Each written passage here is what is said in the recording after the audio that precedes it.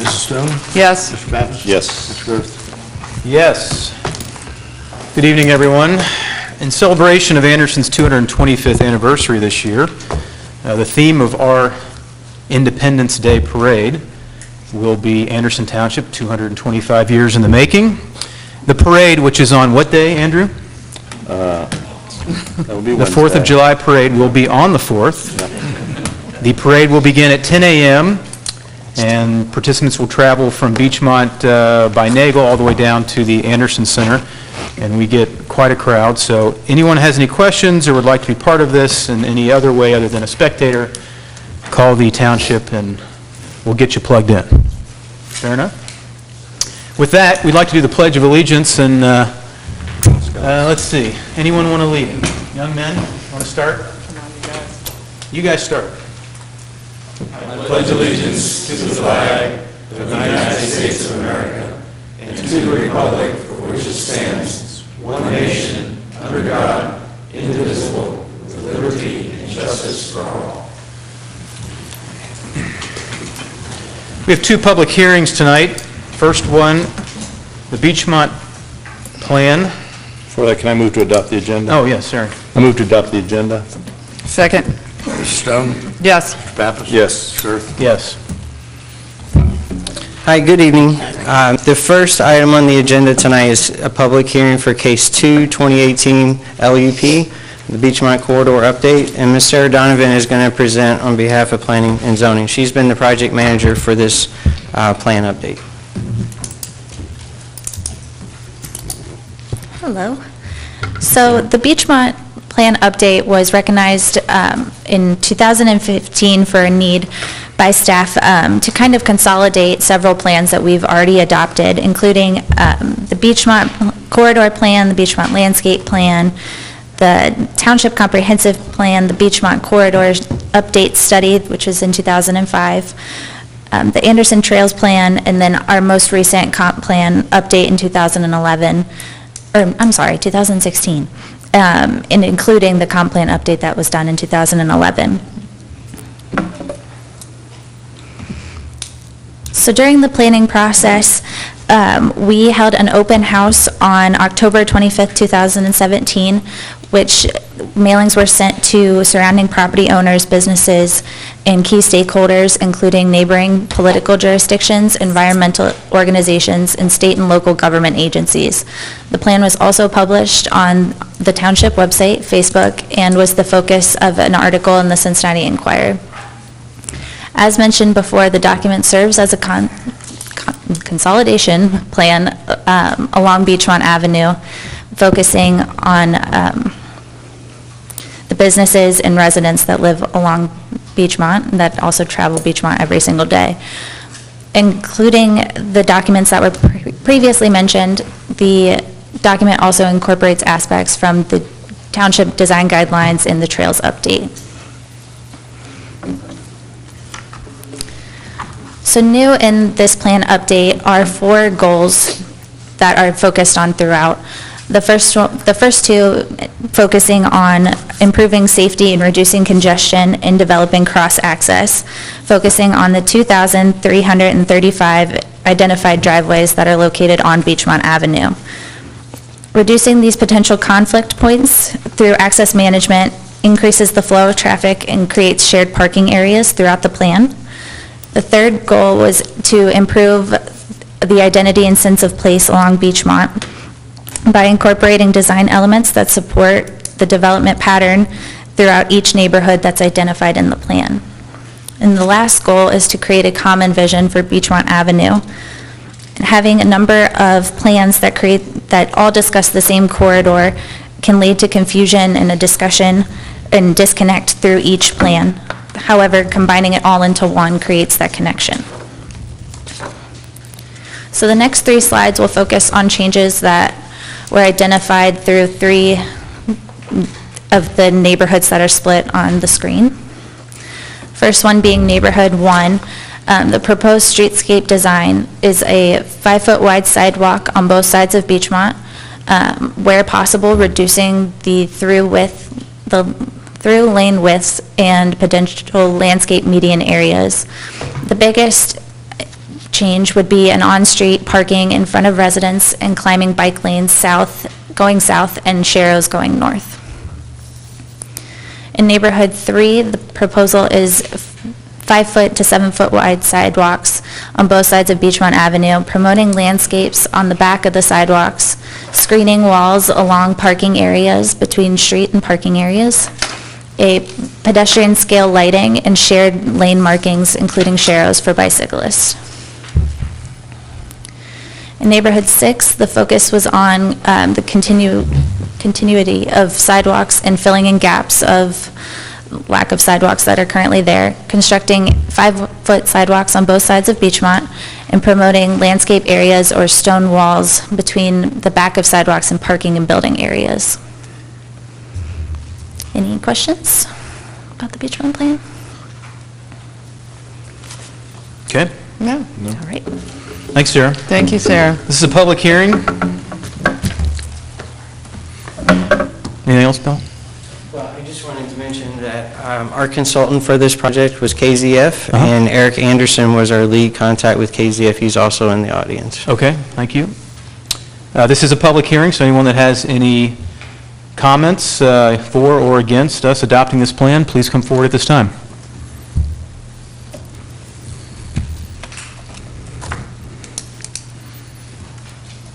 Seeing none, we will close the public comment section and consider the adoption of this resolution. I move to approve the 2018 Beechmont Plan update. Second. Mrs. Stone? Yes. Mr. Pappas? Yes. Mr. Gerke? Yes. Thanks for all the hard work on that. Beechmont looks amazing. So, good work, everybody. Little by little. Yep. Thank you. All right, thank you, Sarah. This plan was started many, many years ago, actually, with our Brad Bowers, who is our current, he's a planner. When he was co-oping here, he first tried to organize and consolidate and got the plan to a certain point, and then we had KZF help take it over to get to a point of adoption, and Sarah, ever since she has been here, has also been managing this project. So there have been many hands, and we appreciate your support. Looks great. Thanks, guys. Thank you. You want to introduce the next one? Yes, the next item on the agenda is a public hearing for Case 2, 2018 Anderson. This is a zone change request for 5218 Beechmont Avenue. The request is to change the current zoning from A, single family, E, retail, and H, riverfront, to EE, which is planned retail. The request for the EE zoning district is to demolish the existing shopping center for the construction of constructing residential apartment units, a total of 246, keeping the 2 commercial structures in the front, the one that Starbucks is currently in, as well as the vacant restaurant, and then constructing a 3rd commercial structure in the front. So a little bit of the site history. The existing shopping center was issued a zoning certificate in 1999, and again, this is for 56,200 square foot. A variance was granted for the freestanding sign in the same year, and prior to that, this was the former El Rancho Rankin Motel. This is the site in question outlined in red. Okay. So this is Beechmont Avenue here. This is the levee, is just off of the slide. The estates of Signal Hill are just to the north. This is the UDF store. This was a vacant commercial piece here, and then this is Elston Road to help you get oriented. The existing shopping center, and then this is the Starbucks restaurant. It does have a vacant retail space next to it, and then the Mexican restaurant, or the former Mexican restaurant, is next door. This is the current zoning of the property. The yellow is the single family, the red is the retail, and then the green is the H riverfront. Surrounding zoning to the north, the estates of Signal Hill is zoned A, single family. To the east is zone C, single family as well. To the south is zoned retail. And then in the city of Cincinnati, it is zoned RFR and then RM. There are multifamily zoning districts. Those are multifamily zoning districts in the city of Cincinnati. This is the topography map of the site. It was pretty much cleared when the shopping center was constructed and regraded, so it is primarily flat. There are areas of floodplain on the property that follow Clough Creek. Clough Creek comes along in this area and crosses under Beechmont Avenue out to the Little Miami River. So there are areas of floodplain, but the site itself where the existing structure is outside the floodplain. As you can see, there is steep topography around the site. The estates of Signal Hill is up above. We say up above the existing shopping center, and as you know, this is Beechmont Hill coming up toward Mount Washington. So this is the proposal. Again, 246 residential units. These are all located behind the commercial that fronts on Beechmont Avenue. Again, Beechmont Avenue, this is the existing commercial structure, the existing former or vacant restaurant, and then this is the proposed Building C, which would also be commercial. And then the residential apartment buildings would be located behind. There are amenity areas, the pool and clubhouse, as well as a tennis and recreation area here. The site is set up so that it will have some separation from the commercial. The residential will have some separation. So this is the existing entrance, which would remain at, this is a signalized entrance. There is kind of somewhat I don't want to say a service drive, but this is the main drive for the commercial to access the commercial area. And then this is the existing entrance exit that's also shared with the shopping center to the west. And then to get to the residential areas, there is a main road or service drive that wraps around the rear, and then there are internal access ways to the residential areas. The site itself is 17.89 acres, so approximately almost 18. There's 700 feet of frontage on Beechmont Avenue. And we can come back to the site plan. This is the landscape plan, which does meet the minimum requirements of the zoning resolution, actually exceeds it. This is the photometric plan, which also is in compliance with the zoning resolution. And these are some of the elevation drawings for the apartment buildings. They would be 3 stories. The proposed height is at 37 feet, which is a variance is needed for that height. Maximum height in the plan retail is 35 feet. But they're 3 stories with interior entrances. These are considered walk-up apartments, I believe. And these are just some of the other elevation drawings. These are the site photos looking at the existing Remke Market, looking toward the north. This is looking at the building where Starbucks is located. This is the main entrance that's the closest to the levee in the adjoining shopping center. This is the adjoining shopping center where they would share an entrance out to Beechmont Avenue, which is right here. Looking toward the former Mexican restaurant, looking toward the current main entrance into Remke. Looking again toward the former Mexican restaurant toward Beechmont Avenue. So the case history here, the Hamilton County Regional Planning Commission heard the case on May the 3rd, 2018, and recommended approval with 7 conditions. The Zoning Commission held a public hearing on May 21st, which we had 4 members present. There was a motion to approve the zone change. However, there was a tie vote. 2 voted for it, 2 voted against it. So the bylaws of the Zoning Commission require a minimum of 3 votes for a quorum to pass the motion. So in essence, there was a recommendation of denial since there was a tie vote. And we can get to some of the concerns of the Zoning Commission. These are some of the findings from staff. The plan meets all of the zoning requirements. These were the areas originally during the Zoning Commission that they did not meet. And still, the height and area requirements, they are requesting a variance for 37 feet, 37.5 feet in height for the buildings. Section 5.3 was regarding sidewalks to a public street, and the plan has been modified to include that. So they are in compliance. They are in compliance with bicycle parking, and they are also now in compliance with parking lot lighting.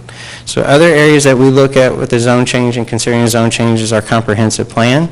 And there are areas in Chapter 4, People and Housing, that discuss the need for alternative higher density housing in the township.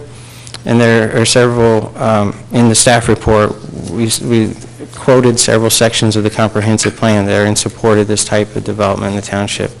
There was a market study done with our comprehensive plan in 2016 that identified this site in particular for this type of use. It scored very well for this type of use at this location for several reasons. It had the public infrastructure, it was located on a major arterial, it had the utilities in place, and it was an underperforming shopping center. So during the comprehensive plan update, it recommended a different use for this site and felt that multifamily, it actually recommended mixed use. And while this isn't vertical mixed use, it does allow for opportunity of a mixture of uses on the property.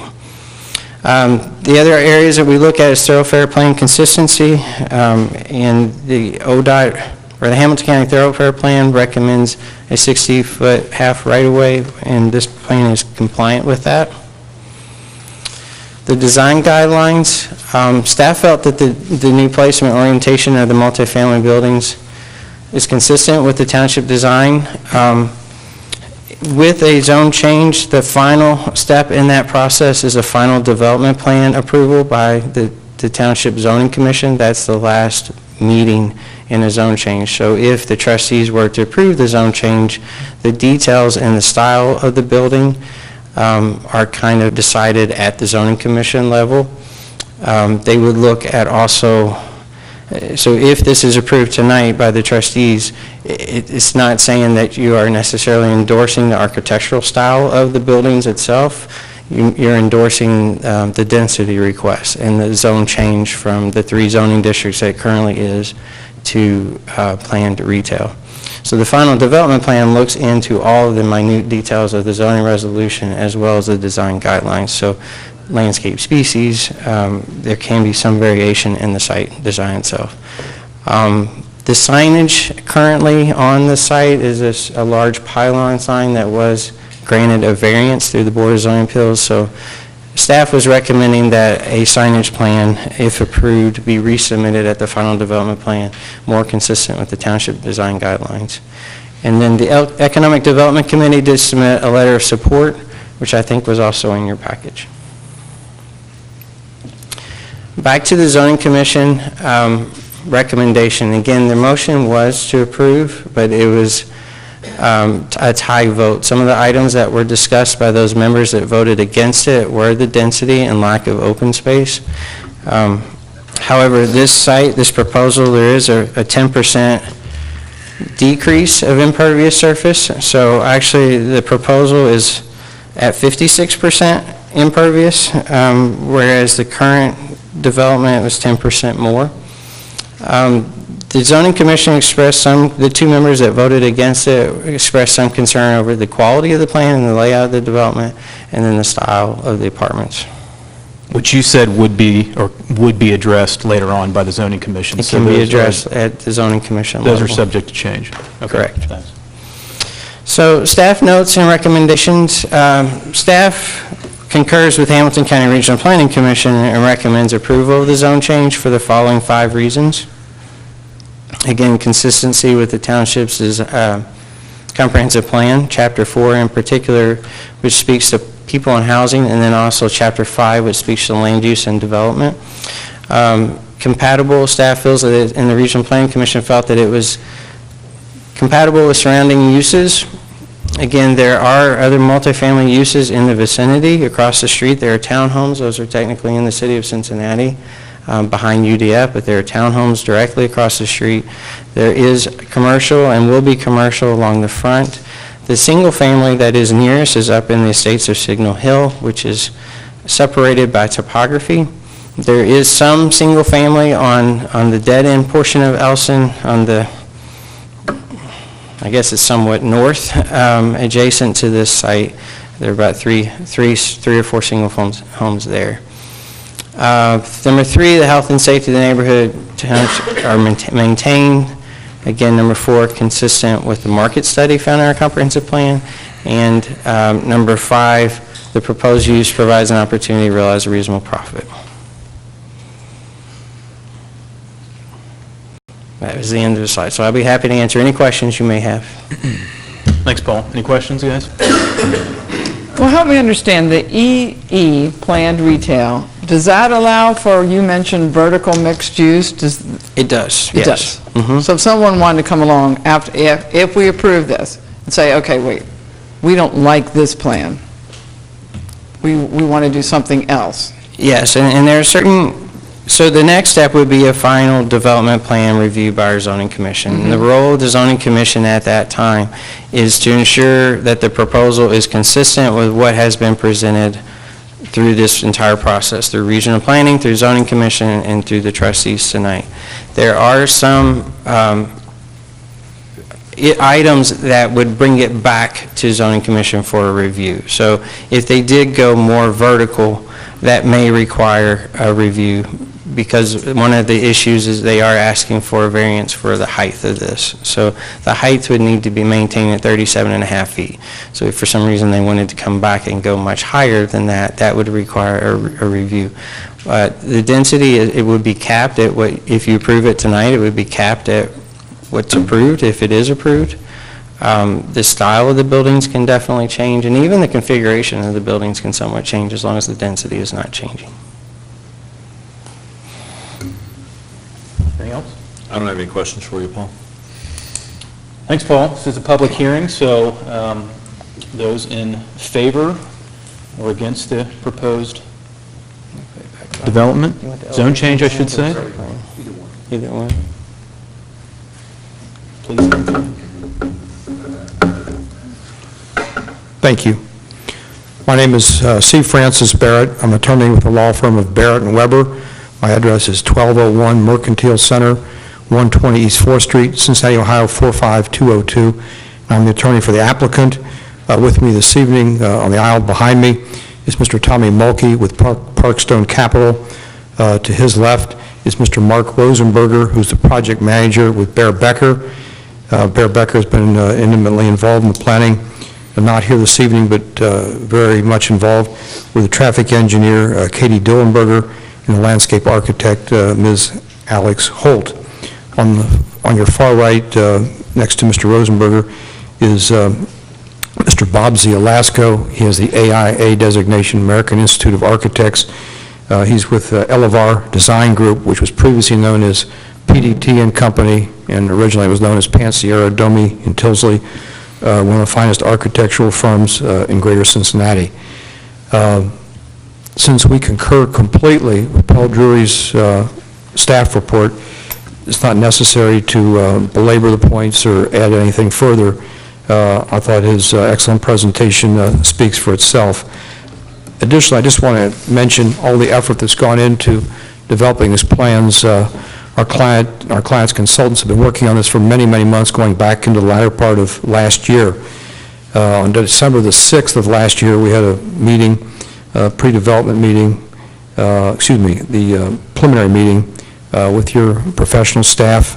And as a result of that, another 2 months, 3 months were spent until a formal submission was made at the end of February.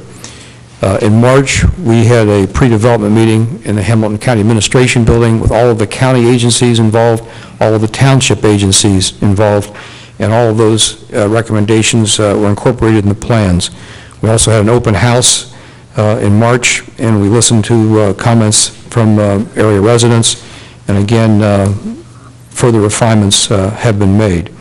As Paul mentioned, we had the unanimous recommendation of the Hamilton County Regional Planning Commission, as well as a very favorable report from the Hamilton County professional planning staff. The major point I wanted to make was we tried to be in complete compliance with the township's comprehensive plan, and we tried to do everything that the professional staff of Anderson Township recommended to us. If I could just supplement a couple of points with regard to the zoning commission meeting. I thought generally it was a very positive zoning commission meeting, even though there were 2 negative votes. The points that were made from those persons were that they wanted to have a different type of development. Reference was made to the Gryway development at Linwood and Observatory, high-priced condominiums. I'm very familiar with that area. Those are $1 million condominiums. That's simply, it's a nice dream to have, but that's not this market. This market will be a very upscale market, but it's not a $1 million condominium market. They felt that they could hold out for that. The 2 people who voted against us But other than that, they had, I thought, positive comments about our proposal. Unfortunately, we only had 4 people at the meeting. But having said that, I believe that the major point to make is that we're in full compliance with the comprehensive plan. And by having a planned development district, the double E plan, which you asked about, that requires a plan, and that's what you're committed to. When you go in front of the zoning commission with a final development plan, that's where the details and the designs, as Paul mentioned, are addressed. So I'd like to ask the project manager, Mr. Mark Rosenberger, to come up here, just give you some specifics on the engineering of the site, the layout of the site, and the planning of the site, and answer any technical questions you may have. Mark? Thank you, Fran. My name is Mark Rosenberger. I'm with Bear Becker. We've went through many different variations in terms of this development, working closely with the staff and other personnel in the public arena, meeting down in Hamilton County, going through the process, and the process needs to be established. This site is a distress site, as you're aware. We're looking to go ahead and do a redevelopment. The particular site is what it is. We have a creek completely surrounding it and a cliff in the rear of it. We have this limited area that ultimately can only fit so much in here, and this is the development, and Paul explained it really great report. So I don't want to belabor kind of going into more detail other than to open it up for any questions that the board may have for us.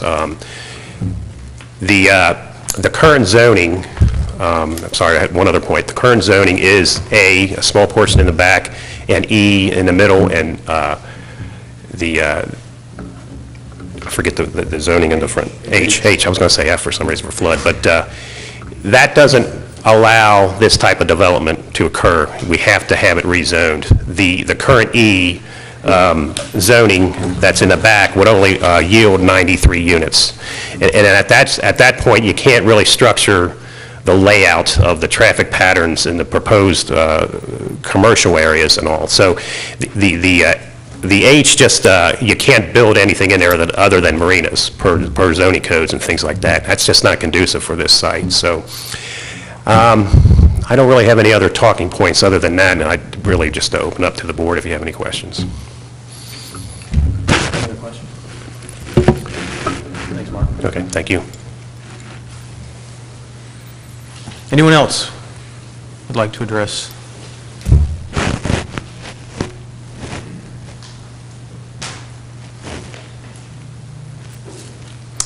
My name is Bob Hedleston, and I do own the 19,000 square foot shopping center to the west of Skytop, and I've owned that for 30 years. And even when El Rancho Rankin was there, we didn't have the problems that we have now with a really mismanaged, empty shopping center there. I've always had the ability to rent my center, and now prospective tenants say, well, look what we have there, it must be a bad area, and we don't want to be in that area. I also own the property just to the east of UDF there. There's 2 acres there that I own, and I get the same resistance there because of the lack of management and no tenants, and then we had the problem of homelessness there for 3 months, which we worked very difficult with, a difficult situation until finally the homeless person threatened my daughter.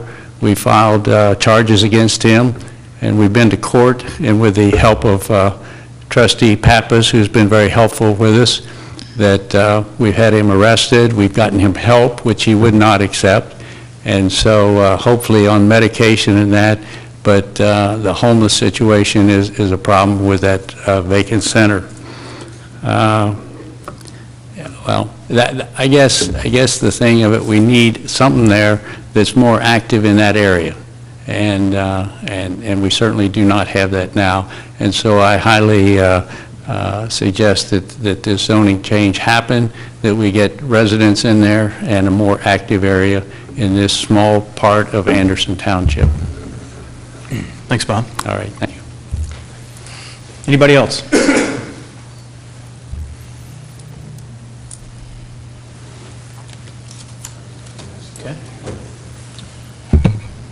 Do we have a motion? Going to close the... Well, just before we make a motion, yeah, okay. Sure.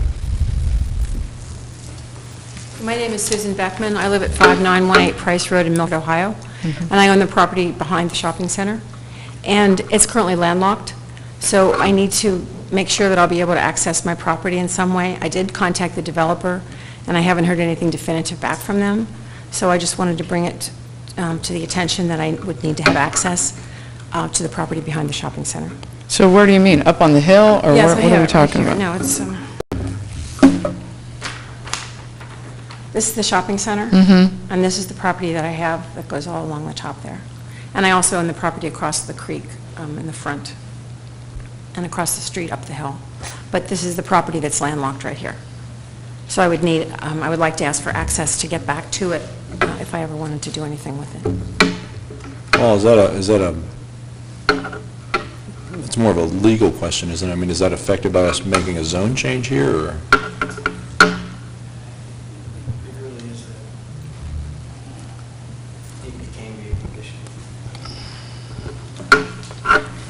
It can be a condition, I mean, it really is a private matter between the two property owners, but it could be a condition of a zone change to provide access to that. Were you at any of the other, did you go to any of the other zoning hearings? Yes, I was at the last one. The last one? Correct? That is correct. I mean, there can be modifications of the plan, and there can be Because design when I changes look at with this, the I see a design. lot of parking places. I don't see very much green space at all. I mean, and what I am concerned about with apartments, which I know we've said in our comprehensive plan that we need them and we want them in Anderson Township. However, when I look at the picture, the drawing or whatever, it looks nice now. I always look, what's it going to look like in 15 years? That's always where my mind goes. In 15 years, what's it going to look like? So I want to make sure it looks good, a little better to even start, so that in 15 years, it still looks good. So that's my comment. Andrew, you have any comments? No, I just, I know that I pass this site quite a bit, every day, 2 or 3 times a day, and what we have there now clearly is a concern because it's a distressed property, to say the least, that's languishing in obscurity. And at some point, if it's kept in its current configuration, it might start to attract businesses or types of things that we may or may not want here in the township. It clearly doesn't work in its current configuration, as evidenced by its bankruptcy in the past. So as long as we can be good neighbors, which I think I hear at least from Mr. Heddleston, that he's in favor of it, and we can get some good development there, and address your concerns. I'm sorry, I don't remember your name, ma'am, but okay, I would be hopeful that we could address some of her concerns at some point.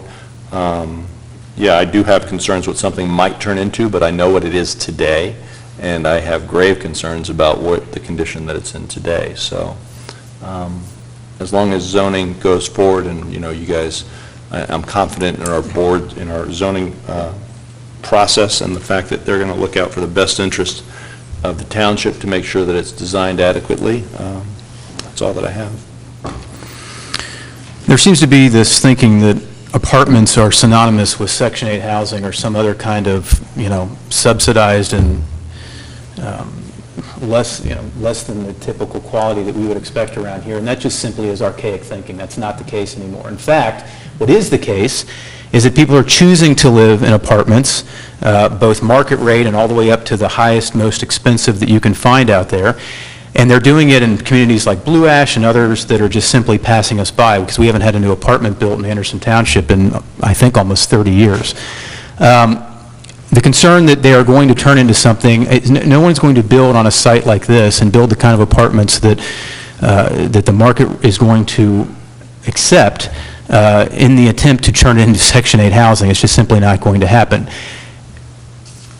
The other concern, or I guess the other reason that I think this is important, and Andrew, you kind of hit on it there, is the fact that this property, when it was first developed, sold for $30 million, I believe, and I think the current owners bought it for 4 or something like that. Vicki, do you have any idea what the difference in tax revenue for both the township and the school district is between those two numbers? Well, I have some information. For example, in 2008, the property, the improvement value of the property was $18,456,000. That brought to the Forest Hills School District $268,219 per year, and to the township about $206,000. This is the TIF value, not including the land. The current TIF value is $6,300, which brings to the school district about $3,000 and brings to the township about $2,000 per year. Essentially, there was a 94% drop, a 94% decrease in the TIF value of that property since 2008. Thank you. So what I'm not going to do is continue to watch this place stay as a wasteland in Anderson Township. And while none of us can predict the future, and I understand the concerns of what might happen 10 or 15 years down the road, if we all thought and thought that way, we would never do any development. And I think that the concerns are legitimate. I do believe that this developer will address them, especially when it comes before the Zoning Commission, if indeed it becomes an apartment community similar to what is shown, and that may not be the case. I also feel that you guys will have a discussion with the neighbor right behind you.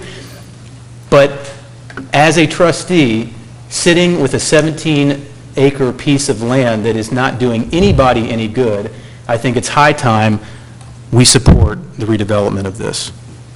With that, do we have a motion? I move to approve and adopt a zone change from A residence E retail and H riverfront to EE planned retail for property located at 5281 Beechmont Avenue, Skytop. Second? Mrs. Stone? Yes. Mr. Pappas? Yes. Mr. Gerth? Yes. Thank you. Thank you very much. Appreciate it. Okay, we are now on to presentations and recognitions, and the guys from 7 Signal Robotics are here. Again, welcome back, guys. Looks like you've been Sorry to make you wait. working on some stuff down there. Austin, you want to tell us what you've brought? So John's actually going to start us off. Okay.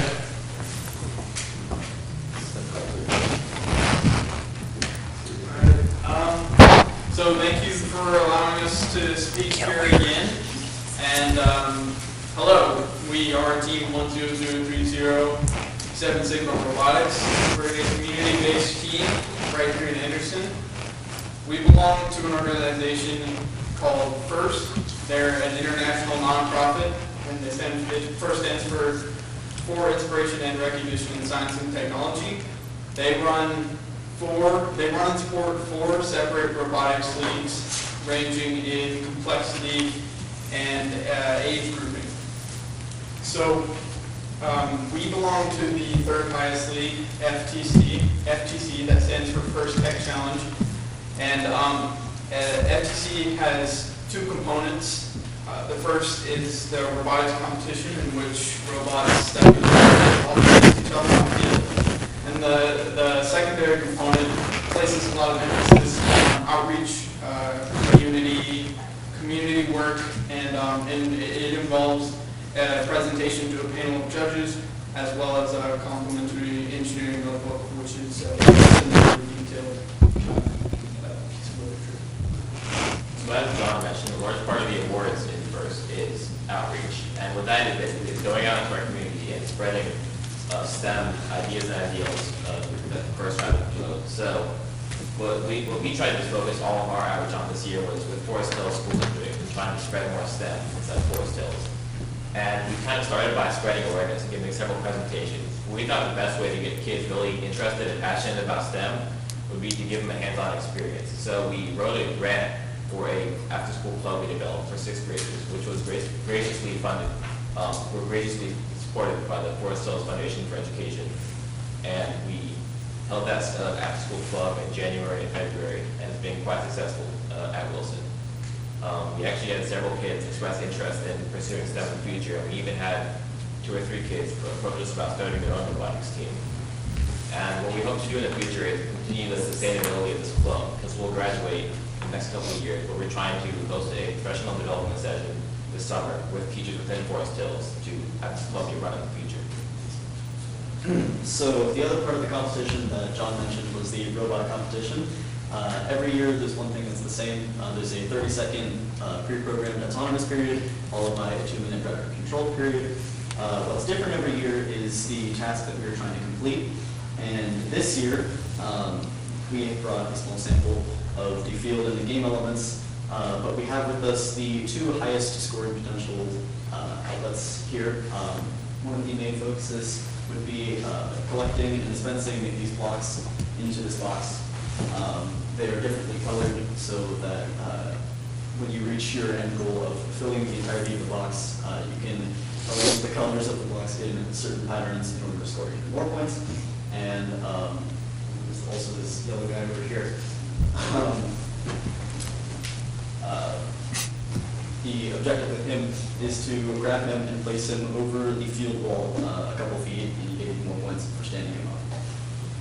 So this was one of our most successful seasons yet, placing 8th in the world and winning 3 different competitions, and also placing very high in the awards category. 8th in the world? Yep. Wow. The world. Wow. Congrats. So this season, with our robot, we set out to learn something new from even what we did before.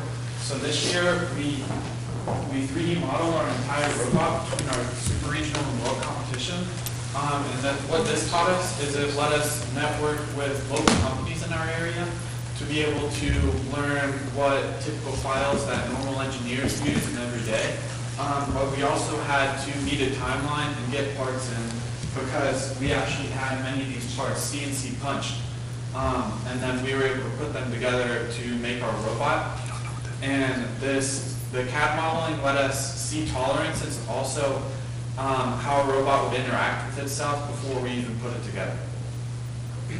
And of course, to bring that all to life, we have to implement a great deal of software into the robot to make it move and to complete the autonomous period that Nick mentioned earlier.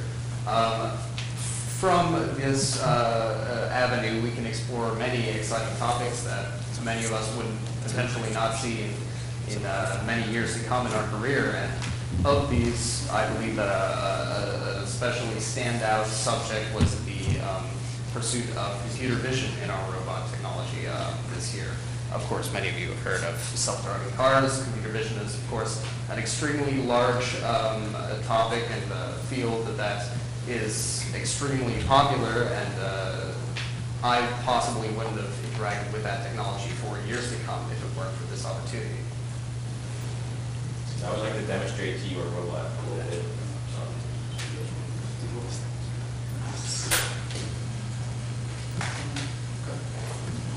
Feel free to step up, anyone that wants to see it. You can leave your seats.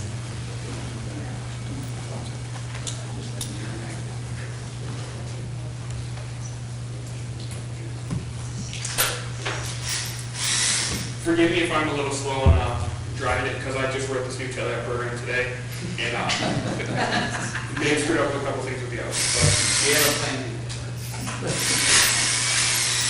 You see it works by spinning these wheels up here to select the block, and then we take them into this plate, which we then flip off and put them into the box.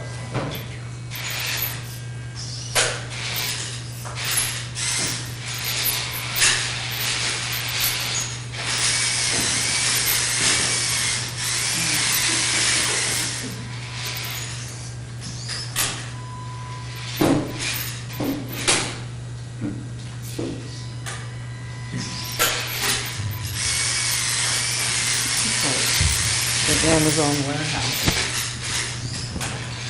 Normal match would have a 12-foot square field with these effective tiles, and there's 2 robots on each team, and they pair together to be 2 of these boxes for each team, and they're paired together to be 4 of those boxes. So, so our collector works.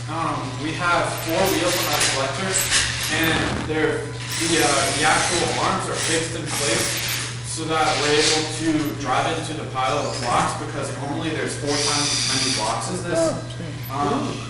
So we're able to drive into the piles and then collect what we need without having to worry about the arms rotating in or out. But they have to be able to move the flaps in at the start of the mesh because there's an 18-inch cube requirement that you have to start it. So everybody has to be able to fit within inside of that at the start, and then you're able to go obviously any size that you want. What does the cell phone do that's on there now? What is that doing? So our cell phone right now, what it's doing is it's acting as a communication hub between the one that's on the ground here and the actual robot. So it's sending the controller signals to So it's it, wireless. Okay. and then it can interpret them to move the motors. Got it. But then we also use our cell phones for what Tassos talked about earlier with the computer vision algorithms. And what we do there is we're able to look at the blocks in front of us and detect what color they are. And then we're also able to see the blue spires in the back and able to line up to them so that we can do the autonomous portion incredibly accurately, but also very reliably. Okay. So the other part of the competition that Nick mentioned was manipulating the little yellow guy. So in order to do that, we kind of dedicated a great deal of our great volume of our robot to that. So in a normal competition field, there's walls surrounding it, and the yellow person is set up against the wall, so you're able to push up into him to be able to grab him. You stood up. Good job. Thank you.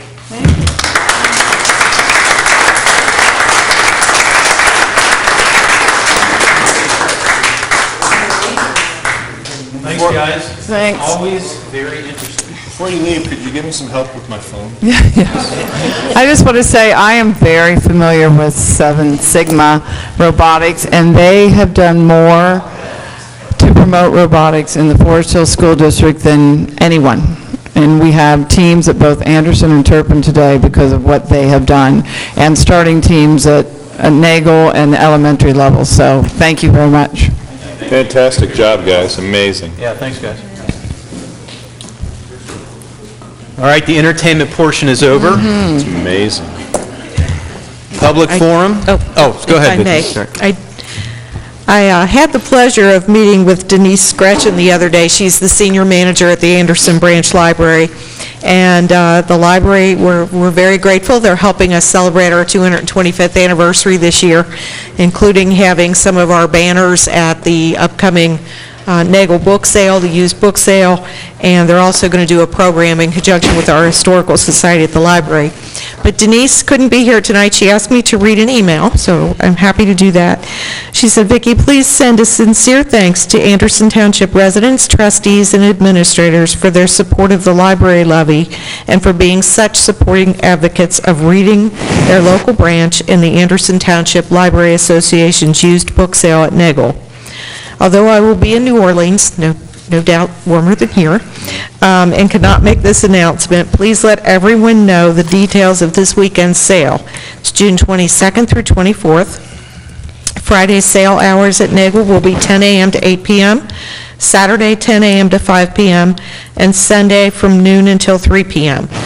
Cash and check only. I'll miss seeing our smiling library patrons this year at Nagel and having fun with our Library Association members discussing bookmarks left in donations. Some of those bookmarks and other items found, including pictures of family members and old newspaper articles, are on display at the library through June 30th. I encourage our residents to come and take a peek to see if they recognize family.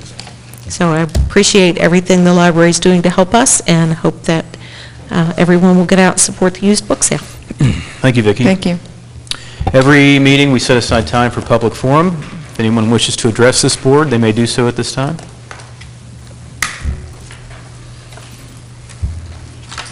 Dad, you got anything you want to say? I'm good. Seeing none. Trustee comments? Anything additional, guys? No, just exciting times here in the township, a lot going on, and thankful the staff seems to be keeping up with everything as usual and doing a great job. I know we have our audit coming up, so if there's anything we can do to make your life a little more pleasant, Deb, let us know, but good luck. Thank you. Would you like him just to stay away from the building? Thank you. Thank you. I'll be by every day. You're welcome. Okay, Ken Dietz, you're up. Thank you.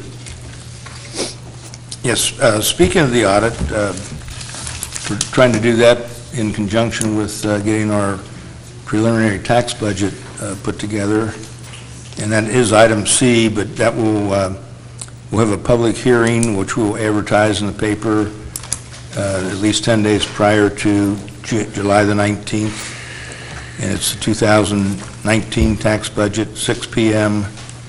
In our regular meeting in July, so takes care of item C. There is a motion for the Yeah, board. Motion for that. We do need a motion. Yes. I move to adopt a resolution to set a public hearing for Anderson Township's 2019 preliminary tax budget for Thursday, July 19th, 2018, beginning at 6 p.m. at Anderson Center. Second. Mrs. Stone? Yes. Mr. Pappas? Yes. Mr. Girth? Yes. Okay, going back to item A, financial reports at the end of May, which is 5/12 through the year. Our expenditures are right around 40%, which we hope to continue at that rate. The revenues are over 50% after only 5 months of the year, but we are right now starting to take the taxes for the second half real estate collection, and that money is starting to come in. So those numbers will be much higher on revenues at the end of June and July, and then they start dwindling after that. So, and one item on here, an appropriation change within the general fund. We switched some millage around for the tax year 2017, which now those funds are coming in, and the auditors and treasurers fees, when I calculated that, I did not include that in the general fund. We did include it in the Public Works Fund, so basically it's a wash between those two funds, but we don't like to switch money between funds because that requires an appropriation change and an amended certificate. So we have enough money in our miscellaneous expenses that we can switch that to the auditors and treasurers fees. So I would need a motion to approve that. I move to adopt the appropriation changes recommended by Fiscal Officer Ken Dietz. Second. Mrs. Stone? Yes. Mr. Pappas? Yes. Mr. Girth? Yes. Thank you. Thanks, Ken. Law Director, Margaret? Yes, good evening. Every 5 years, the board is required by the revised code to designate public depositories of public monies for the ensuing 5-year period, and your current designation period will expire August 31 of this year.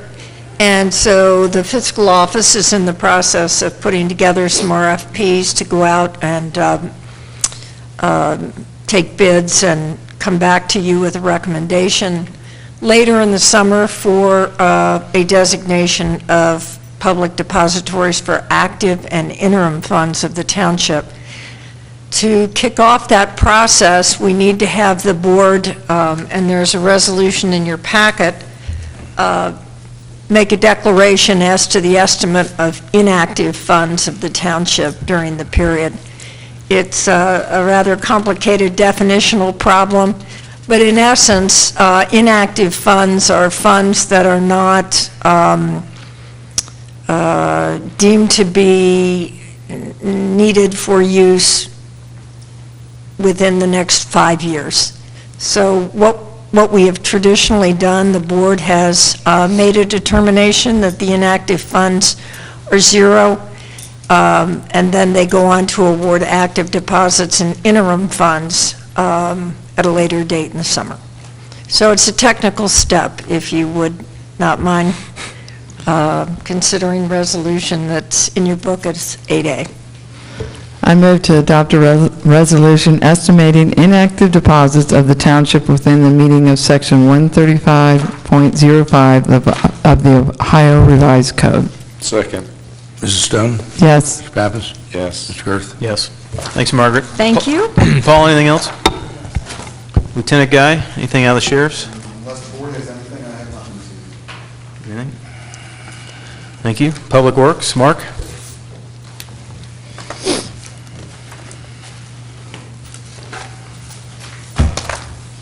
Good evening. I have one item for you.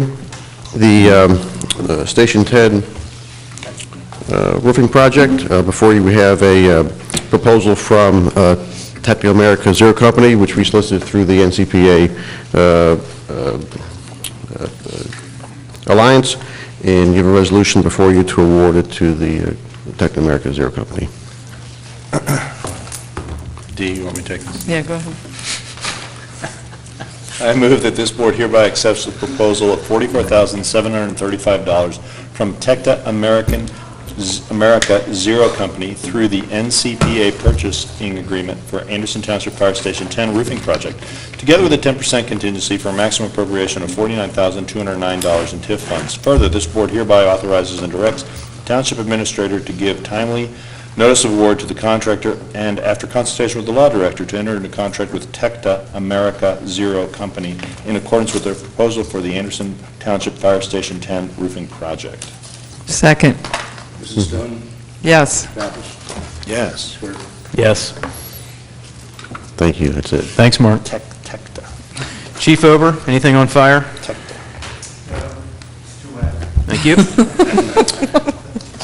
Vicki, you're up. Yes. You're getting close. He's getting really short timer. Yes. You're really suffering from that, yeah. How many days left, Chief? Maybe 28. That's right.